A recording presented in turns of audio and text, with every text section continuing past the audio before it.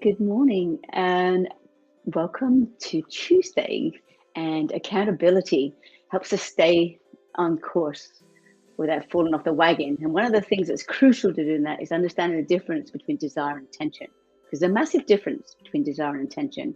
Desire is like a simple longing and a wish for something, and you're not actually doing anything, it's passive.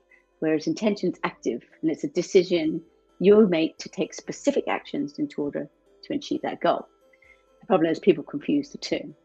So welcome to MindFit Mornings, sharing with you the tools so you can live your life by design rather than by default. And today we're going to say different. And I'm joined by my team and Szebastian, and they're going to fire some questions at me. So welcome, Szebastian. Oh. Hi, Pam. How you going? Good. Thank you for joining me this morning. This is great. It's a pleasure. Now, I'm going to interrogate you a little bit. So, you've been talking about consistency and accountability and clarity, and they are all part of taking action. So I have some questions for you. Are you ready to be in the hot seat? I don't know about ready, but I'm in the hot seat, so go for it. Well, there you go. All right. So, we talk about taking action. We talk about being responsible for our life and our dreams. But in that, as we've been talking the entire week, clarity is very important, consistency is very important, and accountability plays a big role. But when it comes to acting with clarity, consistency, and accountability, how can we really overcome the hurdles that come in the way of our movement forward? That's a really good question and that's why I started off with what I did, because most people think, desire versus intention. Most people think that, I want to do this and I want to do that, but it stays all wistful and passive and they don't really take any action. Like I said earlier with that, needed to go after that. They don't do the hard work that's necessary. They don't have intention or a clear plan. So they don't really know what they want to achieve. They just have this idea of like, it'd be lovely to have X, Y, Z. So there's no defined goals, so there's no pathway. And you need to have an understanding of what you want and why you want it, because that why will keep you on track. Like I know I have a really strong why for why I'm doing what I'm doing, because I never want to be homeless again is one of the biggest reasons. And that keeps me going, even when I'm tired, when I'm upset, when when things are going wrong and everything's chaos around me. So you need to be willing to put in the hard work to achieve those goals. And that doesn't happen if you don't have a strong enough why either. So does that answer your question? It does, but it does. But as I said, there's a gunshot, so don't worry. It's just a background thing. I thought you were joking. Well, as I said, so it does, but it also makes me ask. A lot of times we don't realize whether the hurdle is within ourselves or is it external. How do we identify them, and how do we, first of all, overcome our internal hurdles? Yeah, that's a good question. I think you need to work on what your triggers are, where your stressors are, and so you can be prepared for that. Like, I know if I do a certain thing that's going to annoy me, and it's like, I like to be prepared and I like to be ready.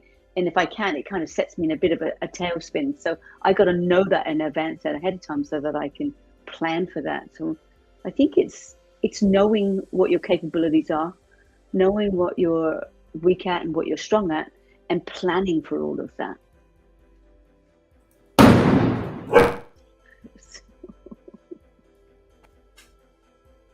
Don't we love that when live show does that? Okay, so let me look at the second question. How can we measure where we are at and be accountable in our success journey? How do we hold ourselves accountable? by using the SMART system, I think is, you might have all heard of that. It's a great system where your goals are specific, measurable, attainable, realistic, and timely. So if you follow that format, it's actually a really good format. And you need to have an idea before you go into that what success looks like for you. Like, you have to have an idea of what you're striving for, so you can begin to put that together in an action plan. And obviously, you need to have interim steps on how you're going to get there. So I always say to my clients, start with the end in mind. And before you do that, be aware of your current level. Where are you at on your journey right now in relation to that goal? And you need to understand that if you don't have a step by step, you're never going to get there, because it's all going to feel too much and too overwhelming, because you're looking at the whole thing. So how I do it with my clients actually is I get them to work backwards. I get them to set a 5-year goal, then a 3-year, a 2-year, a 1 year, a 6 month, 3 month, and then a 1 week, 2 week, 3 week. And then it's like, okay, so their 5-year goal would be maybe to own a beach house. Like, this is one of my goals, right on there. So where do I need to be at my 3-year point so that 5 year is going to be a reality? And if 5 years is going to be a reality and I need to be at that point at 3 years, where do I need to be at 2 years for my 3 year to be able to be realized? The same for the 1 year. So you need to know then, what stage of the game do I need to be at in order to get to that goal? Otherwise, if you don't keep yourself accountable like that, and you don't have a definitive pathway on how you're going to get there by breaking the big goal down into little chunks, you're never going to get there. Like I said, it's going to be too overwhelming. You're going to find it's like too much. I can't be bothered. I don't know how to do it, and you just give up, right? And the other thing to do then is celebrate your successes. Know what keeps you motivated and focused on your goals, and give yourself maybe a little surprises. Also, a little success like going off and getting a manicure if you're a man or a woman. Actually, go off and get them, so that it keeps you positive and it keeps you on track, and it gives you something. It's worth having. It's like the gamification, isn't it?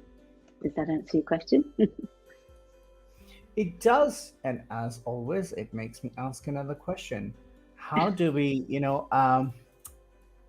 not everybody is very clear on what they want in 5 years. And sometimes there just is not an answer depending on the circumstances and everything.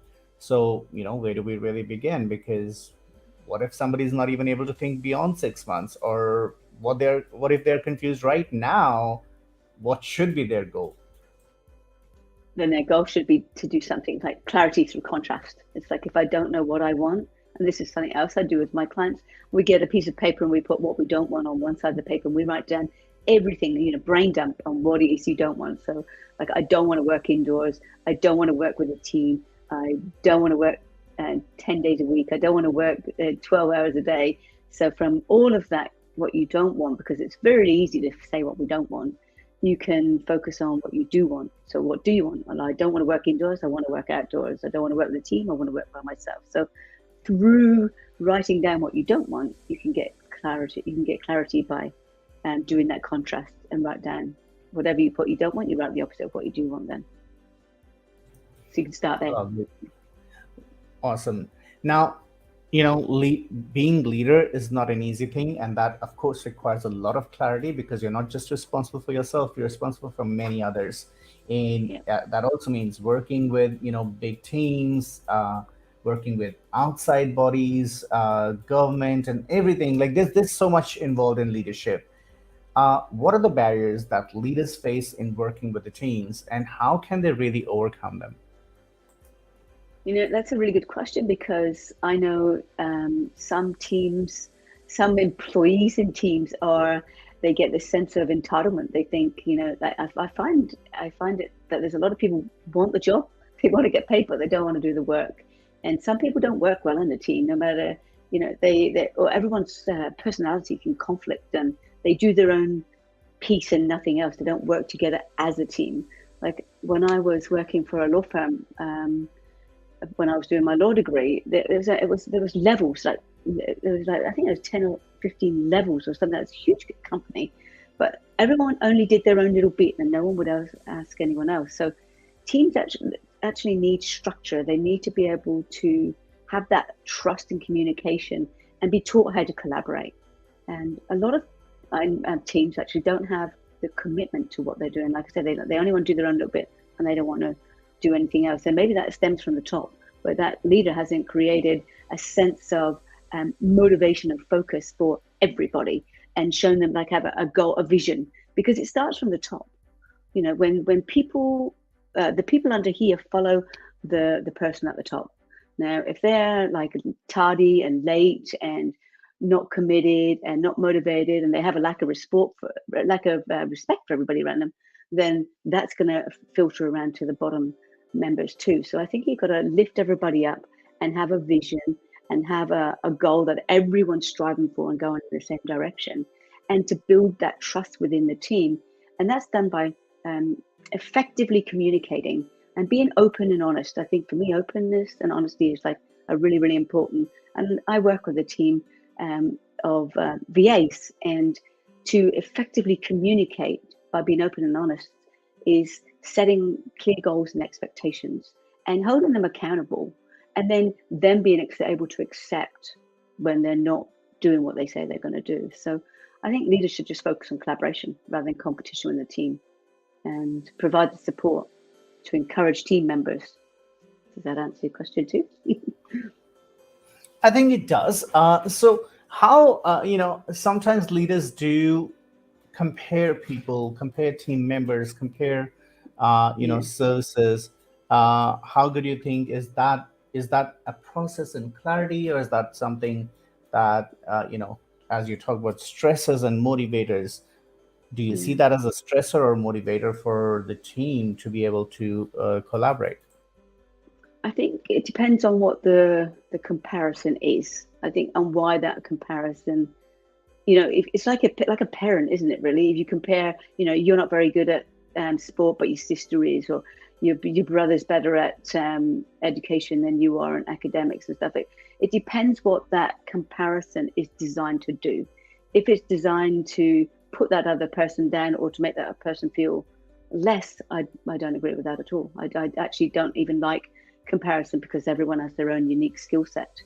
So I think there's a better way of communicating what you want that team member to do. So I guess, again, it depends what you're looking for.